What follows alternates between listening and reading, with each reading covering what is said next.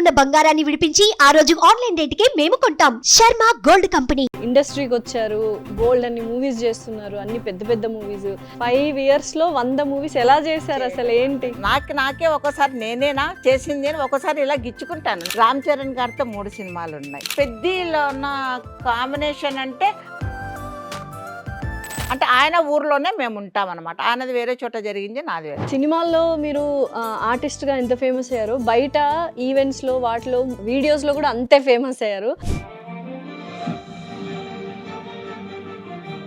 అది కిష్కిందాపూర్ success meet లో జరిగింది. దయ్యంగా యాక్ట్ చేశారు కదా, ఎట్లుంది ఎక్స్పీరియన్స్? ఎవరు చూసినా ఫోన్లు చేయడం, అమ్మమ్మ మేము ఆ సినిమాకి పోయినాము కిష్కిందాపూర్కి, మాకు డాష్ పడింది. అంటే ఈ జర్నీలో మొత్తము చెల్లెళ్ళని తమ్ముళ్ళని అందరినీ చూసుకున్నారు. పెళ్లి అనే మాట ఎక్కడా వినిపించలేదు ఎందుకు లైఫ్ లో మీకు? కావలసినంత 1 week ఎన్ని కష్టం పడలేదు, ఆ కష్టం పడలేదు అనకుండా పెట్టారు, కొట్టారు కూడా. అంటే పెళ్ళైన 1 week ఇదంతా అబ్బా. కొట్టింది ఇదైతే కాళ్ళలో చేతిలో ఇరిగిపోతే నా బ్రతికేమి, నేను ఎట్లా బ్రతకాలి? అప్పుడు మీ హస్బెండ్ ఏం చేస్తారు? ఏమనలేదు, ఊరికి ఇలా తల వంచుకొని కూర్చున్నాడు. ఏమన్నా అంటే అక్కడ నరికి పారేస్తారు కొడుకులు. హాస్పిటల్ కి ఏదో రాసిచ్చాను, ఏంటది అది? ఒక టీచర్ స్టూడెంట్స్ కు ఎట్లాగా టీచ్ చేశాను, నా శవం కూడా స్టూడెంట్స్ కు టీచ్ చేస్తుంది. Hello everyone, welcome to Suman TV. This is anchor Lasya Reddy. 5 years లో 100 movies at the age of 70 years, 70+. ఇది ఎలా సాధ్యమవుతుంది? తను not only artist but also MA LLB lawyer కూడా, అండ్ కూచిపూడి డాన్సర్ కూడా. సో ఇన్ని ఎలా సాధ్యం? అది కూడా తన కెరియర్ స్టార్ట్ చేసింది కూడా 65+, 70+లోనే. నిజంగా చాలామంది అనుకుంటారు నా లైఫ్ అయిపోయింది, నా కెరియర్ అయిపోయింది అని 30 ఏళ్ళకు 35 ఏళ్ళకు బాధపడుతుంటారు. అలాంటి వాళ్ళందరికీ ఈవిడ చాలా మంచి inspiration. She none other than Vijayamma garu. మేము ముద్దుగా విజ్జి గారు అని పిలుచుకుంటాము. సో ఆ ఇంటర్వ్యూ స్టార్ట్ చేద్దాం. ఆ మూవీ విశేషాలు ఏంటి, ఆవిడ లైఫ్ జర్నీ ఏంటో అడిగి తెలుసుకుందాం. నమస్కారం విజయమ్మ గారు. నమస్తే లాస్యమ్మ గారు. నమస్తే. ఎలా ఉన్నారు విజయలక్ష్మి గారు? Ever green. ఇప్పుడు మీరు ఈ ఇండస్ట్రీకి వచ్చారు, బోల్డ్ అన్ని మూవీస్ చేస్తున్నారు, అన్ని పెద్ద పెద్ద మూవీస్, పెద్ద పెద్ద స్టార్స్ని మీట్ అవుతున్నారు. మీ వాళ్ళందరూ ఏమంటున్నారు ఏంటి, తమ్ముళ్ళు కానీ చెల్లెళ్ళు కానీ? సంతోషపడుతున్నారమ్మా వాళ్ళు. వాళ్ళు చెప్పుకొని వాళ్ళు మా అక్క అనేసి గర్వపడుతున్నారు. కొంచెం అప్పుడప్పుడు ఎందుకమ్మా ఇంత వయసులోన ఇంకా ఇంత కష్టపడటం ఎందుకు, మేము ఇంతమంది ఉన్నాం కదా, మేము చూసుకోగలం కదా అని అంటారు. లేదు, నేను ఎవ్వరికీ బరువు కాదలుచుకోలేదు, నా చేతనైన రోజులు చేస్తాను ఉంటుంది. అవన్నీ ఉంటాయి, ఇబ్బంది ఏం లేదు నాకు. ఇంత పెద్ద పెద్ద మూవీస్ ఇంత వయసులోన రావటం అన్నది అది నా తల్లిదండ్రులు పెట్టిన భిక్ష, వాళ్ళు ఇచ్చినటువంటి జీవితానికి అసుకృతం. అందరికీ అందుబాటులో ఉండేది కాదు. అందులో ఓన్లీ 5 years అయింది. నేను 5 years లో 100 మూవీస్ ఎలా చేశారు అసలు ఏంటి? నాకే ఒకసారి నేనేనా చేసింది అని ఒకసారి ఇలా గిచ్చుకుంటాను. నేనేనా 100 మూవీలు కంప్లీట్ చేశారు. మాక్సిమం పెద్ద మూవీస్ కూడా చేశారు. పెద్ద మూవీస్ దగ్గర 60 ఉంటాయమ్మా. ఒక్కొక్క హీరోతో 3 సినిమాలు ఉన్నవి కూడా ఉన్నాయి. రామ్ చరణ్ గారితో 3 సినిమాలు ఉన్నాయి. 3 మూవీస్ చేశారా? ఆచార్య, ఓకే, గేమ్ చేంజర్, పెద్ది. అసలు ఎలా వచ్చిందంటే ఆలోచన మీకు సినిమాస్ లోకి వెళ్ళాలి అని చెప్పి? ఒక పక్క లాయర్ చదువుతున్నారు, ఏజ్ లో లాయర్ కంప్లీట్ చేశారు. 66, 66 ఏళ్లలో లా చదివి కంప్లీట్ కూడా చేశారు. అంటే ఈ జర్నీలో మొత్తము చెల్లెళ్ళని తమ్ముళ్ళని అందరినీ చూసుకున్నారు. పెళ్లి అనే మాట ఎక్కడా వినిపించలేదు ఎందుకు లైఫ్ లో మీకు? అది చెప్పుకోవటానికి కూడా కాసింత బాధ అనిపిస్తుంది. అయినా చెప్తాను. మా మేనమామ గారు ఆయన ఫ్రెండ్కు భార్య చనిపోయిందని చెప్పి 2 కొడుకులు ఉన్నారని చెప్పి ఏదో ఆస్తిమంతుడని, నువ్వు ఎన్నాళ్ళని ఇంకా ఇలాగే ఉంటావు. అప్పుడు మీ వయసు ఎంత? సెకండ్ ఇయర్ ఇది చదువుతుంది, లా చదివేదాన్ని. సెకండ్ ఇయర్ 64 years కి పెళ్లి సంబంధం చూశారు. 65 ఆయన అంటే అంతకంటే ఒకటే ఉండడం ఎందుకు అని ఒంటరిగా ఉండడం. ఎన్నోసార్లు అడిగారు, నాకు వద్దు మామయ్య, ఇంత జీవితమే అయిపోయింది, వద్దు అనుకుంటూ వచ్చాను. ఇంకా అప్పుడు ఇంకేందమ్మా, తోడు ఒకరు ఉండాలి, నీకు జీవితంలో తోడు ఒకరని ఉండాలి. ఆయన ఆస్తిమంతుడు అని అంటూ ఉంటేనే, అంటే ఆస్తి ఉందని నాకు పెళ్లి చేయాలని అనుకుంటున్నారా? ఆయన మీకంటే పెద్దనా? రైల్వేలో ఆఫీసర్ అనమాట, పెద్ద ఆయన నాకంటే 6-7 years. మీకు 64 ఏళ్ళు, ఆయనకు 70 ఉండొచ్చు. అప్పుడు ఒక తోడు కావాలని చెప్పి పెళ్లి చేసుకుందాము అనుకున్నారు. వాళ్ళ వైఫ్ చనిపోయారు. మామగారి దీని మీద Force తో. మీ మేనమామ గారు చెప్పారు. మేనమామ గారి యొక్క ఫోర్స్తోనే తోడు ఉండాలి అని అంటే ఒకటి ఆయనను పిలిపించి మీరు ఒక లాయర్గా, ఇంకా నాది అప్పుడు లా కంప్లీట్ కాలేదు, మీరు ఒక లాయర్గా ఒక పని చేయాలి నాకు, ఆయన ఉన్న ఆస్తినంతా వాళ్ళ పిల్లలు 2 కొడుకులు ఉన్నారు కదా రాసేసేయాలి వాళ్ళకు, ఆయనకు వస్తుంది పెన్షన్ వస్తుంది, నేను ఆయన జీవించడానికి ఇల్లు ఉంది అంతా ఉంది సరిపోతుంది. ఎందుకంటే రేపు పొద్దున ఈ డబ్బు కోసము ఈ ఆస్తి కోసము వీడిని ఇంత వయసులోనే పెళ్లి చేసుకోయింది అనేటువంటి ఒక మాట నాకు రాకూడదు. ఇంకా ఇంటికి పెళ్లి కూతురుగా ఇంట్లోకి లోపలికి, అంటే పెళ్లి కూతురు అని ఎందుకన్నానంటే ఆయనకు సెకండ్ మ్యారేజ్ కావచ్చు కానీ నాకు ఫస్ట్ మ్యారేజ్ వెళ్ళాను. వెళ్తూ చక్కగా 64 ఏళ్ళప్పుడు పెళ్లి చేసుకున్నారు, కానీ అది సారోఫుల్ గా ఎండ్ అయింది. బట్ స్టిల్ ఓకే, అదొక స్వీట్ మెమరీ. సో వెళ్ళారు, అక్కడికి వెళ్ళిన తర్వాత వెళ్తే కొడుకులతోనే నాకు ఇబ్బంది ఏర్పడింది అనమాట. అంటే నువ్వు ఆస్తి కోసమే వచ్చావు, లేదా ఆస్తి మీకు రాసిచ్చారు కదా అదా ఇలాగలని అంటారు, ఏమండి రాసివ్వలేదా అని అన్నట్టు తల ఉంచుకున్నాడు. వాళ్ళు ఇంకా ఇప్పుడు రాపిచ్చు అని వాళ్ళు నన్ను పట్టుదల రాయమనంటే లేదు, ఒకవేళ వాళ్ళకి రాసిస్తే మన గతి రేపొద్దున ఎలాంటి రోగాలు వస్తాయో మన పరిస్థితి ఏంటో వాళ్ళకి రాసిస్తే వాళ్ళు ఎవరెవరిని ఆదుకుంటారు, నేను రాసివ్వను అని అప్పటి నుంచి ఇంకా ఎక్కువ థ్రెడ్ మొదలైంది. ఎందుకంటే నువ్వే చెప్పింటావు రాసియొద్దని అదని. మీరు ఏదైనా చెప్పారు అని వాళ్ళు ఫీల్ అయ్యారు. కావలసినంత 1 వీక్ ఎన్ని ఈ కష్టం పడలేదు ఆ కష్టం పడలేదు అనకుండా పెట్టారు. పెళ్ళైన 1 వీక్ కొట్టారు కూడా, ఇంట్లో నుంచి బయటికి దొబ్బారు, సూట్ కేసు తీసి బయటికి ఇప్పుడు మీ హస్బెండ్ ఏమనలేదు, ఊరికే ఇలా తల వంచుకొని కూర్చున్నాడు. ఏమన్నా అంటే అక్కడ నరికి పారేస్తారు కొడుకులు, ఏమనలేదు. అది నాకు మనసుకు దెబ్బతీసిందమ్మా. కనీసం ఆయన ఏమిరా నా భార్యను అలా అంటున్నారు లేకుంటే విజ్జి అనే పిలిచా, విజ్జి వెళ్ళిపోదాంపా ఎక్కడో చోట బ్రతుకుదాం మనకు పెన్షన్ వస్తుంది, ఏ మాట రాలేదు. మరి నేను సరే కొట్టిది ఇదైతే కాళ్ళో చేతిలో ఇరిగిపోతే నా బ్రతుకేమి, నేను ఎట్లా బ్రతకాలి, కనీసం కాళ్ళు చేతులన్నా ఉంటే కష్టం చేసుకోనన్నా బ్రతుకుతాం, ఏం చేసుకోవాలి, ఎలా ఇది కావాలి. ఆయన చూస్తే కనీసం ఇది ఇవ్వటం లేదు, ధైర్యాన్ని ఇవ్వటం లేదు, ఏం చేస్తాం, సూట్ కేసు తీసి బయట పారేస్తారు, వెళ్ళిపోతున్నా. వయసులో అంత బాధ అవసరమా అనిపించింది.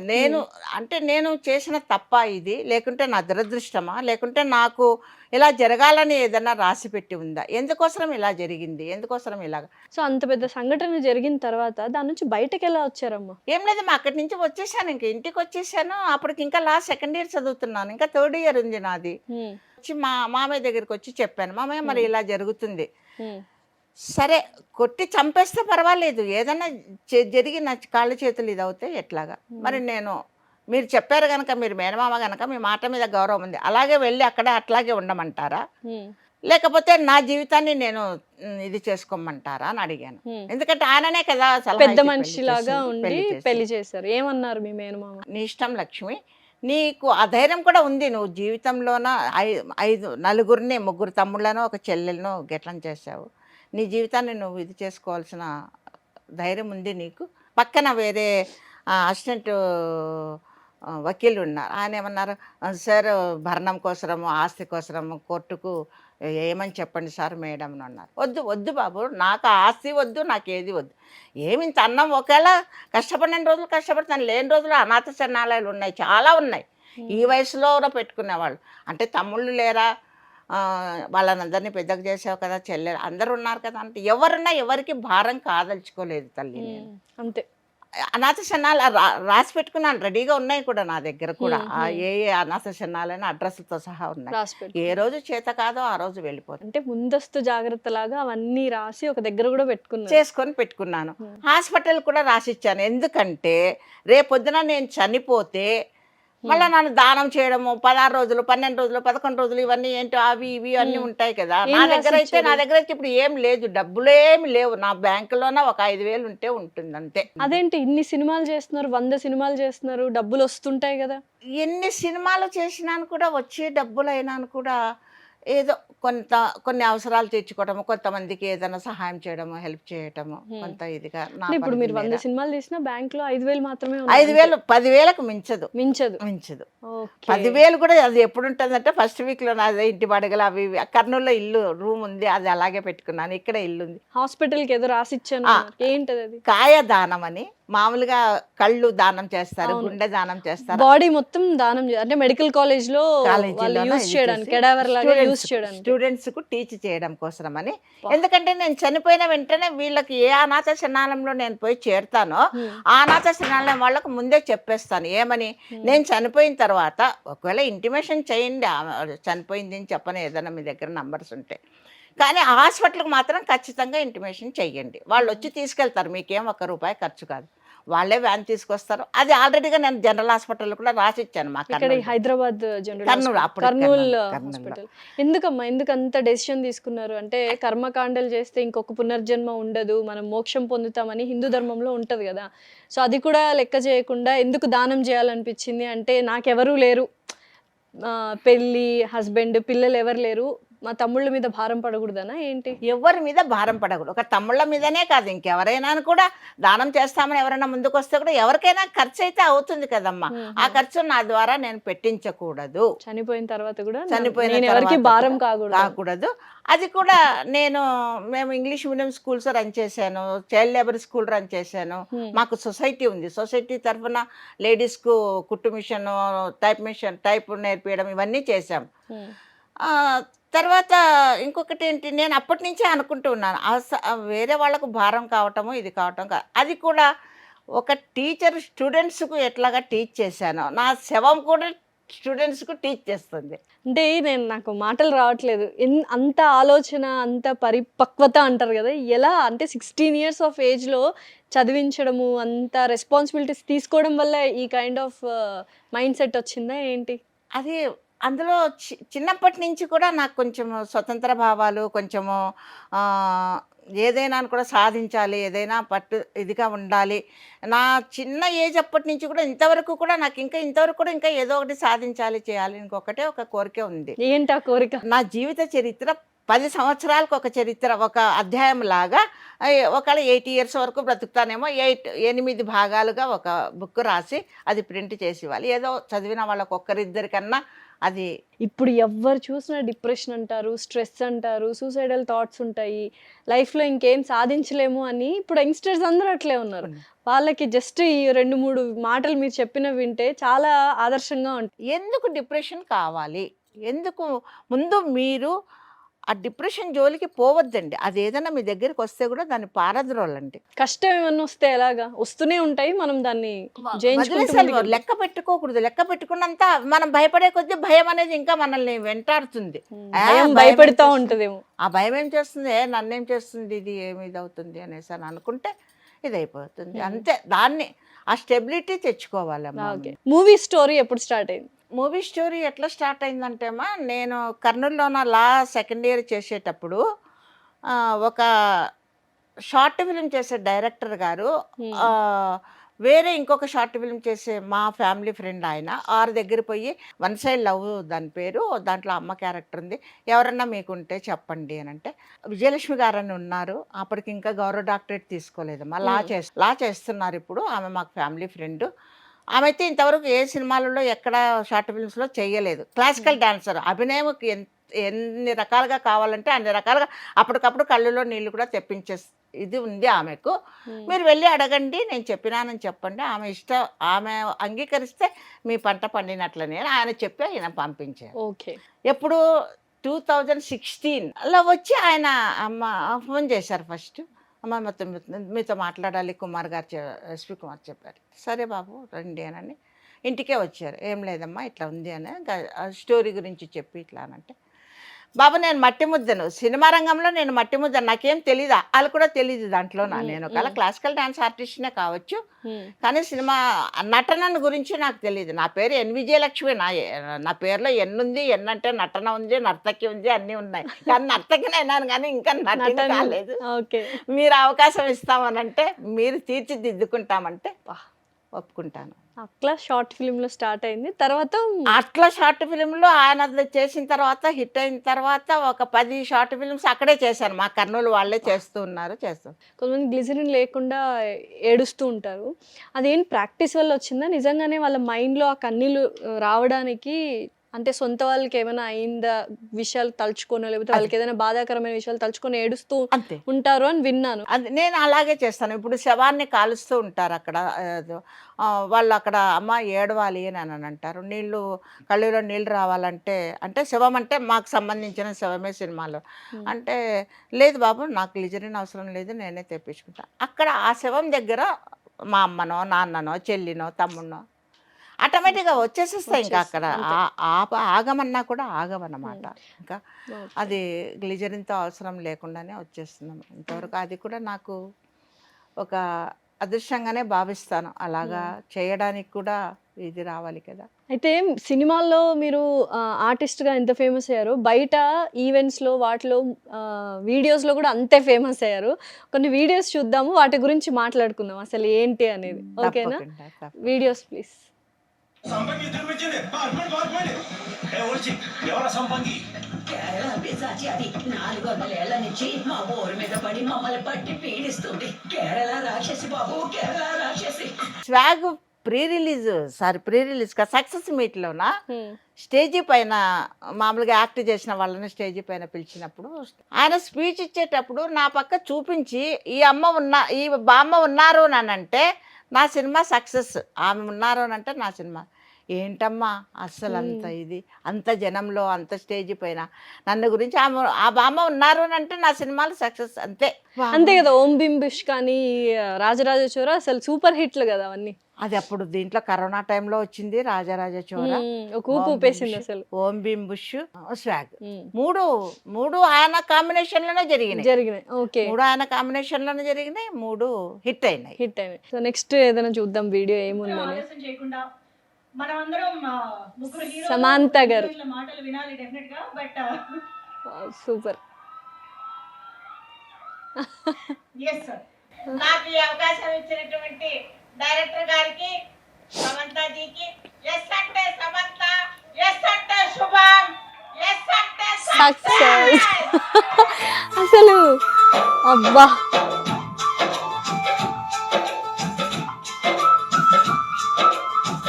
మీకు ఎలా వస్తుంది ఆ వర్డింగ్స్ అవన్నీ?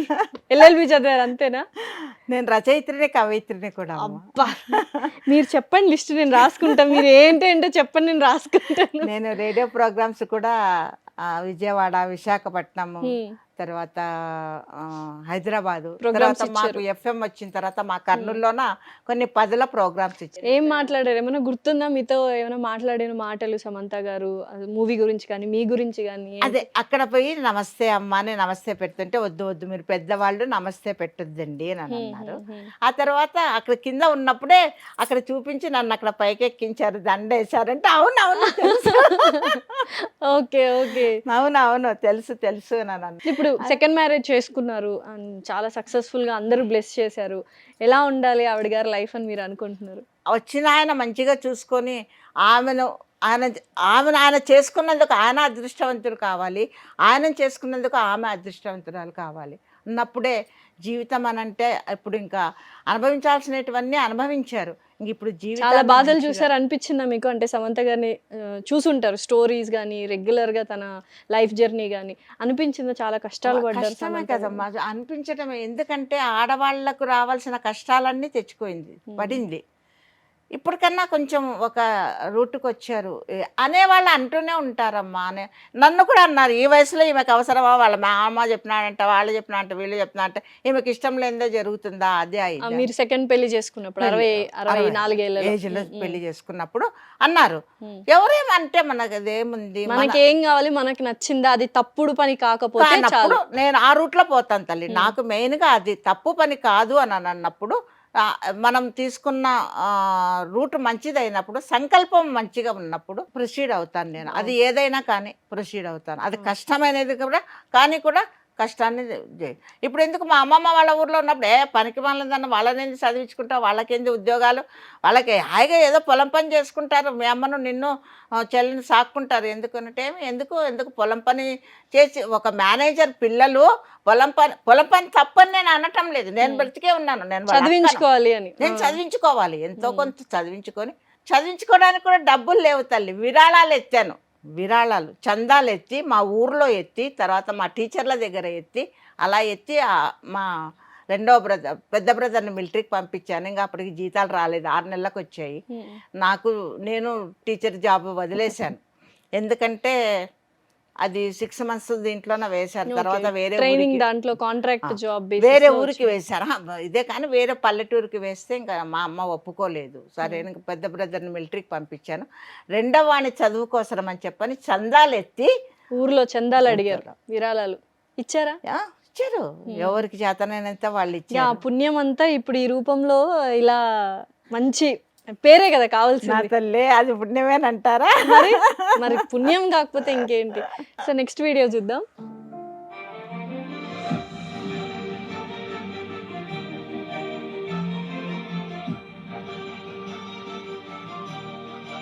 అలాగే సాయిధరం తేజ్ గారితో కూడా ఒక వీడియో ఉంది కదా.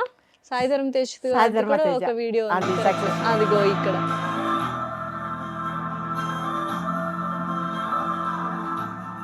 అది కిష్కిందాపూర్ సక్సెస్ మీట్ లో జరిగింది. బెల్లంకొండ శ్రీనివాస్ గారి మూవీ. ఈయనని పిలిచి కౌశిక్ బాబు డైరెక్టర్ గారిని దగ్గరికి పిలిచి ఇలా చెయ్యేసి ఆయన మీద నా పక్క చూపించి ఆమె ఉన్నందుకే నీ సినిమా హిట్ అయ్యింది.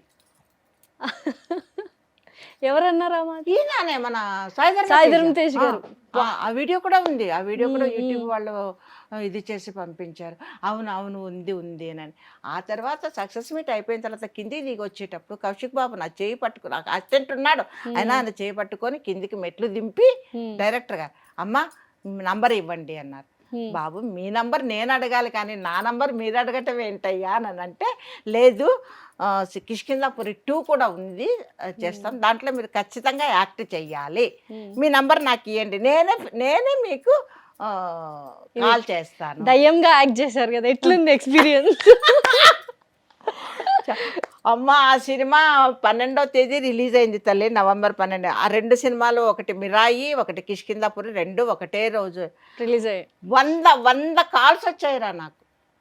ఒక 100 ఫొటోస్ అక్కడ తీసిన దాంట్లో చేసేటప్పుడు తీసేటివి వీడియోస్ అవి ఒక 50 వచ్చింటాయి. ఎవరు చూసినా ఫోన్లు చేయడం, అమ్మ నేను చెప్పచ్చునో చెప్పకూడదు ఆ మాట, అమ్మమ్మ మేము ఆ సినిమాకి పోయినాము కిష్కిందాపురికి, మాకు డాష్ పడింది. Okay okay, Bip Bip Bip Bip అంతే. సో ఏంటి, ఎలా ఉంది? ఇందాక రామ్ చరణ్ గారితో కూడా మాట్లాడారు, ఎలా ఉంటుంది ఏంటి? ఆ మూవీలో కాంబినేషన్స్ ఉన్నాయా మీకు? పెద్దలో ఉన్న కాంబినేషన్ అంటే ఆయనతో లేదు కానీ ఒకటే రోజు షూట్ జరిగింది. షెడ్యూల్ సేమ్ షెడ్యూల్, అంటే ఆయనది వేరే చోట, అంటే ఆయన ఊర్లోనే మేము ఉంటాం అనమాట. ఆయనది వేరే చోట జరిగింది, నాది ఫౌజీలోనైతే నాకు ప్రభాస్ గారికి కాంబినేషన్ ఏమంటే సీన్ చెప్పకూడదు ఇంకా, ఎందుకంటే చెప్పను కానీ కాంబినేషన్ ఉంది. ఆ తర్వాత అప్పుడు పలకరించాను కూడా, మాట్లాడారు, బాగున్నా. ఆయన 3 సినిమాలు చేశా ప్రభాస్ గారివి. ఏమేమి మూవీస్? ఫస్ట్ సలార్ పెద్ద అసలు మామూలు కదా. నెక్స్ట్ కలికి. ఓకే.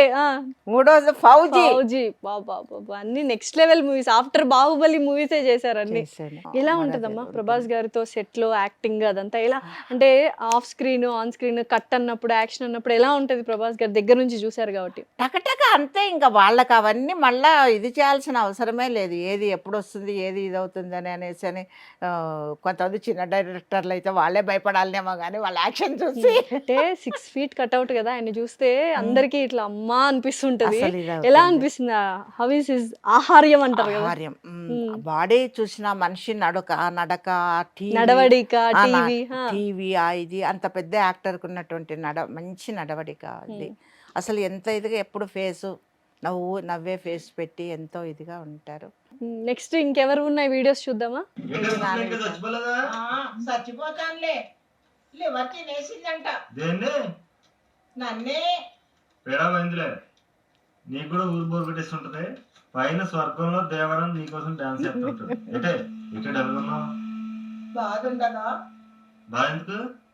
నువ్వు చచ్చిపోతున్నావా లేకపోతే ఊళ్ళో వాళ్ళందరూ బతికేసి నువ్వు మాత్రం చచ్చిపోతున్నావా? సరోజ్ కుమార్ గారు ఎంత ప్రేమగా చూసుకున్నాడమ్మా ఆయన. నిజంగా చాలా మంచి ఇంటర్వ్యూస్ ఉన్నాయి కొన్ని. అంటే ఆ మూవీస్ ఎలా ఉంటాయంటే ఇంకా చాలా ఇది చాలా ఓపెన్ గా స్ట్రైట్ ఫార్వర్డ్ గా ఉంటాయి సరోజ్ నిన్న కుమార్ నిన్న గారి movies. నిన్న మొగిలిలో యాక్ట్ చేశారు.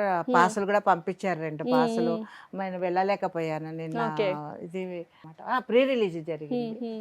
అది వేసుకుని. కానీ ఆయన ఇది సో బాగా చూసుకుంటారు అయితే సరోజ్ కుమార్ గారు. చాలా బాగా. నెక్స్ట్ శంకర్ ప్రసాద్ మూవీ ఎలా ఉండబోతోంది ఏంటి? అసలు ఒక్కొక్క పాట అసలు పిచ్చెక్కిపోతుంది అందరికీ. అండ్ అనిల్ రావుపూడి గారి డైరెక్షన్, చిరంజీవి గారి కాంబినేషన్, ఆ కామెడీ కానీ ఆ స్వాగ్ కానీ ఎలా ఉంది చూసారు కదా మీరు? డాన్స్ కానీ ఇది కానీ నాకు కూడా వారితోనే కాంబినేషన్ జరిగింది. ఆచార్య కూడా చిరంజీవి వారితోనే గారితో. జరిగింది. ఇది 2వ సినిమా ఆయనతోన. చిరంజీవి గారితోనే 2వ సినిమా. ఇది కూడా వారితోనే కాంబినేషన్ జరిగింది. రావిపూడి గారు జస్ట్ మాది ఇక్కడ షాట్ జరుగుతుంటే ఆయన అక్కడ దీంట్లో కూర్చొని చూస్తూ ఉన్నారు మానిటర్లోన.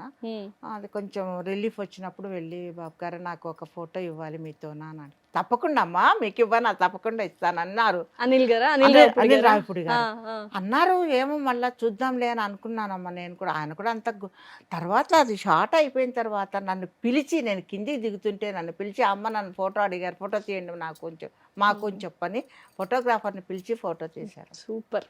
చాలా మంచి. ఎలా ఉంటుంది షూటింగ్ చేశారు కదా, ఎలా వచ్చింది షూటింగ్ అంతా? చాలా బాగా వచ్చిందమ్మా. శంకర్ చాలా ప్రసాద్ బాగా షూటింగ్. వచ్చింది. నయనతార గారిని చూసారా?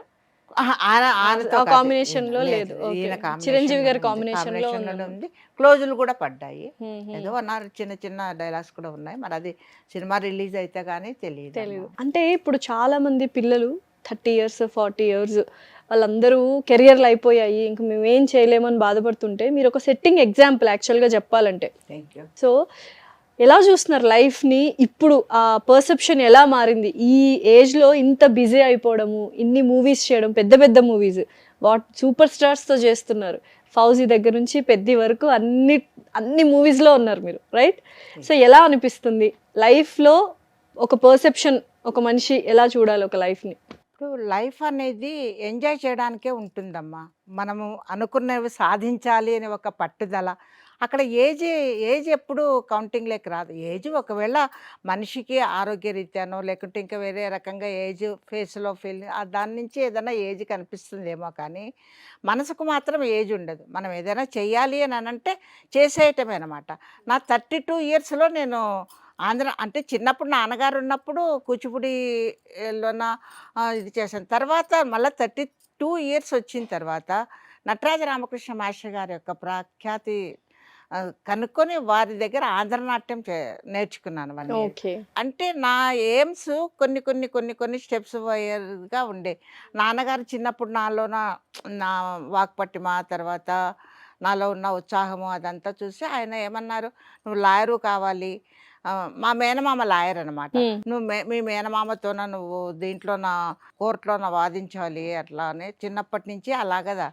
తర్వాత నువ్వు డాన్సర్ కావాలని అక్కడనే ఇంటికి డాన్స్ మాస్టర్ని పిలిపించి చెప్పించేవారు. ఆయన ఉండింటే ఎలా ఉండేదో నా దురదృష్టమో. ఆయన నా 11వ ఏట, నేను 7th class చదివేటప్పుడు ఆయన చనిపోయారు. ఆయన బ్యాంక్ మేనేజర్గా చేస్తూ హెల్త్ వల్ల చనిపోయారు. సో అప్పటి నుంచి మీరే, అంటే మీ సిబ్లింగ్స్, మీ చెల్లెళ్ళు తమ్ముళ్ళు అందరినీ మీరే పెంచారు అని విన్నాను. అప్పుడు ఆయన చనిపోయిన తర్వాత 7th class చదువుతున్నాను. అంటే ఇంకా ఏంటో జీవితం. యాక్చువల్గా ఆయన ఉన్నన్ని రోజులు నాకు నేల అంటే కూడా ఏదో తెలియదు. ఎందుకంటే కార్లోనే తిప్పారు, కార్లోనే చేశారు. ఇంట్లో ఉన్నప్పుడు కూడా ఆయన ఎత్తుకొని 12 ఏళ్ళ అమ్మాయిని కూడా ఆయన ఎత్తుకొనేది ఇది చేశారు. అప్పట్లో బ్యాంక్ మేనేజర్ అంటే ఊహించుకోవచ్చు ఎంత పెద్ద స్థాయి ఉద్యోగం. ఇంట్లోన పని మనుషులు 3 ఉండేవాళ్ళు. ఆయన చనిపోయిన తర్వాత అమ్మగారి పుట్టినిల్లు, మా అమ్మగారి పుట్టినిల్లు ఉలిందకొండ, ఇక్కడ కర్నూలు డిస్ట్రిక్ట్. మా నాన్నగారిది అనంతపూర్ డిస్ట్రిక్ట్, హిందూపూర్ అనమాట. మా ఊరే అయితే హిందూపూర్, రాయలసీమ రత్నాలు. ఓకే. రాయలసీమ సో రత్నాలం. అప్పటి నుంచి ఎలా ఉన్నింది లైఫ్? ఒడిదుడుకులు చూసారు, ఫినాన్షియల్ ఇది చూసారు, అందుకనే ఇంకా పెళ్లి చేసుకోకుండా మొత్తం అది ఇంకా 3 బ్రదర్స్, ఒక చెల్లెలు. అది పల్లెటూరు, ఉలిందకొండ అంటే పల్లెటూరు. వాళ్ళు ఏం చేశారు, నాది SSLC అయిపోయిన తర్వాత ముందు చదువులకు వెళ్ళే అవకాశం ఇవ్వలేదు వాళ్ళు. నీకు పెళ్లి చేస్తాను అని అన్నారు. అప్పటికే 16 ఏళ్ళు వచ్చాయి. SSLC అంటే 16. పెళ్లి చేస్తామంటే లేదు నేను పెళ్లి చేసుకున్న నా తమ్ముళ్ళను నేను చదివించుకోవాలి పెద్ద లేదు వాళ్ళు ఏదో పొలానికి పోతారు, పొలానికి పంపిస్తాము, నీకు పెళ్లి చేసేస్తాము అని అంటే, లేదు లేదు నేను పెళ్లి చేసుకొని నా 3 తమ్ముళ్ళను నా చెల్లెలను ఒక స్థాయికి తెచ్చుకోవాలి అని అన్నా. సరే నీ ఇష్టం అని అన్నారు. ఇంకా వాళ్ళు 10th క్లాస్ అయ్యేంత వరకు ఎలాగో అక్కడే ఒలిందకొండలోనే ఇది చేసుకుంటూ వచ్చాను. తర్వాత నందికొట్కూరులో టీచర్గా జాబ్ వచ్చింది, తెలుగు పండిట్గా. అప్పటికి ఇంకా కొద్దిగా అప్పటికి మా పెద్ద బ్రదర్ను తనది 10th అయిపోయింది, తను మిలిటరీకి పంపించాను దేశ సేవ కోసం. ఓకే. ఆ తర్వాత సెకండ్ బ్రదరు ఇంటర్మీడియట్ చదువుతున్నాడు, తను అది అయిపోయిన తర్వాత మరి నందికొట్కూరుకే వచ్చాడు, ఎంఏ అయిపోయింది, బ్యాంక్ మేనేజర్గా చేశాడు. సిస్టర్ ఇప్పుడు ఎలా ఉన్నారు వాళ్ళంతా? మీరు చదివించారు అంతే, తమ్ముళ్ళని చెల్లెలని మీరు చదివించారు, ఆల్ సెటిల్డ్. పెద్ద తమ్ముడు చనిపోయాడమ్మా, 2 years అయిపోయింది. 2 years దాటి 3rd year తను మిలిటరీలో ఉండేవాడు. తర్వాత ఆర్టీసీ కండక్టర్గా చేశాడు, తను చనిపోయి 3rd year ఇప్పుడు రన్నింగ్. సెకండ్ బ్రదరు బ్యాంక్ మేనేజర్గా రిటైర్డ్ అయ్యాడు, వాళ్ళు ఫ్యామిలీ అంతా సెటిల్ అయింది. తర్వాత సిస్టరు ఎంఏ చదువుతుంటేనే మ్యారేజ్ చేసేసాము, తను హౌస్ వైఫ్గానే ఇదయ్యారు, తన పిల్లలు అందరూ సెటిల్ అయ్యారు. లాస్ట్ బ్రదరు తను బిజినెస్ చేస్తున్నాడు అక్కడ కర్నూలులో. సో ఓవరాల్గా అసలు ఇంతమంది స్టార్స్తో చేస్తున్నారు, ఇంత ఇన్స్పిరేషనల్గా ఉన్నారు, నెక్స్ట్ ఫ్యూచర్ గోల్స్ ఏంటి? అండ్ డాన్స్ కూడా ఇరగదీస్తున్నారు యాక్చువల్గా. కూచిపూడి డాన్స్ కూడా ఒక వీడియో ఉన్నింది, చాలా బాగుంది. ఏం చెప్దాం అనుకుంటున్నారు ఇప్పుడు చూస్తున్న ఆడియన్స్కి కానీ యంగ్స్టర్స్కి కానీ వాళ్ళందరికీ ఏదైనా ఒక మంచి సందేశం ఇవ్వండి. మిమ్మల్ని చూస్తుంటే మాకే డబల్ ఆన్ ఎనర్జీ వచ్చేస్తుంది అనమాట. అదిగోండి మూవీ, ఐ మీన్ డాన్స్, అక్కడ మీరే కదా వైట్. నేను మా బాబు లాస్ట్ ఓకే 3-4 months తను భ్రమరాంబగా చేశాడు. ఓకే నేను అది పదం చేశామన్నమాట. ఇప్పుడే రీసెంట్ వీడియో అంతా 3-4 months ఏప్రిల్లో జరిగింది. పెద్ద దండం నమస్కారం. ఆ ఏజ్ లో అసలు ఆ డాన్స్ ఎక్స్ప్రెషన్స్ శిల్పారామంలోన ఏప్రిల్లో జరిగింది. అదే గుర్తు పెట్టుకోవడము అంటే షూట్ లో సినిమాలో యాక్ట్ చేయడం వేరు సెట్స్ లో, అండ్ ఇట్లా స్టేజ్ మీద డాన్స్ చేయడం విత్ ఎక్స్ప్రెషన్స్ చాలా కష్టం కదా. అంటే చాలా ఇచ్చాను కదా, మా ప్రోగ్రామ్స్ చాలా చేశాను గురుగారు ఉన్నప్పుడు. గురుగారు కూడా ఆయన పట్టుశాలవతో నాకు సన్మానం చేశారు, మా కర్నూలుకి వచ్చారు, చేశారు. ఇది ఇప్పుడు నిజంగానే హ్యాట్స్ ఆఫ్ అని చెప్పొచ్చు అమ్మగారు. విజయమ్మ గారు, డాక్టర్ విజయలక్ష్మి గారు, అంతేనా? Doctor N Vijayalakshmi, MA LLB. Final ఏం చెప్దాం అనుకుంటున్నారు ఆడియన్స్ కి? ఇప్పుడు ఇంతవరకు జరిగిన జీవితంలోన బొడిదుడుకులను అన్నింటినీ ఒక ఇదిగా తీసుకొని నెక్స్ట్ 2026లోన కొత్త రకమైన జీవితాన్ని మొదలుపెట్టి సక్సెస్ కావాలని చెప్పని, వెనక బాధలో ఇబ్బందులో ఇంకా ఏంటో అవన్నీ మనసులో ఉంటాయి, ఉండవని కాదు, వాటి యొక్క గాయాలు మనలోనే ఉంటాయి. ఆ గాయాలను గెలుక్కుంటూ దాన్ని ఇదవుతూ మనం డిప్రెషన్లోకి పోకుండా తర్వాత జీవితం, ముందు జీవితం ఏముంది, ఎలా ఉంది, ఎలా గడపాలి, ఎలా నడుపుకోవాలి, ఆ ముందు జీవితంలోన మంచి అవకాశాలను చూసుకొని మంచిగా ముందుకు స్టెప్ వేసి ఎలాంటి నర్వస్కు ఫీల్ కాకుండా, వచ్చిన అవకాశాలను వదిలిపెట్టుకోకుండా, చెడ్డ అవకాశాలు కాదు మంచి అవకాశాలు ఏవైనా కానీ, చిన్నది కానీ పెద్దది కానీ. ఇప్పుడు నేనున్నాను, నన్ను అడుగుతారు, అమ్మ పని మనిషిగా ఉంది మా సినిమాలోనే చేస్తారని. నేను నటినయ్యా, పని మనిషి అయితేమి, రాణి అయితేమి, ఏదైనా చేయాల్సిందే.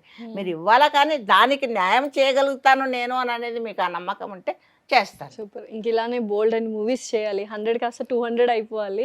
నాకు సుమన్ టీవీ ద్వారా ఈ ఇంటర్వ్యూ ఇచ్చే భాగ్యము, అందులో లాస్య గారితో నా ఇంటర్వ్యూ ఇప్పించుకోవటం అన్నది నిజంగా నా పుస్తకం అధ్యాయాలలోన ఒక పేజీ ఇది, నేను రాసేసుకుంటా. థ్యాంక్స్ అమ్మ, thank you so much. Thank you. Suman టీవీలో మీ పర్సనల్ అండ్ బిజినెస్ ప్రమోషన్స్ కోసం కింది నెంబర్కి కాంటాక్ట్ చేయండి.